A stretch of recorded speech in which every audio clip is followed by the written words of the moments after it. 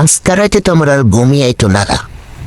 আমি যে কত টেনশনে আছি, কারণ আমি কালকে একটা আমার প্রিয় জিনিস, আর প্রিয় জিনিসটাকে এটা তুমি বলতে আমের লেগে আমি একটু ঘুমাইতেছিলাম, কিন্তু আমি ঘুমাই এমন সকাল হইতে পাও চলে আইয়া করছি মামাকে বাসায় আইসে দিয়ে করতে সুন্দর করে ঘরটা বিছায় রাখছে, বিল মোলা আমার মাথায় চলে। তারপরে দৌড়ে চলে গেলাম রান্না দেখতে।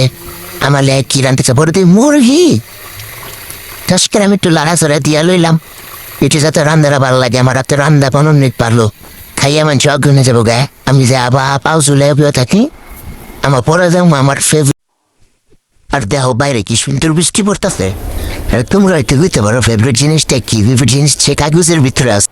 ফেভারিট জিনিসটা হলো এটা ছিল তখন প্যাকেটের মধ্যে। আর এটার লেগে আমার 3-4 দিন ধরে ঘুম নাই।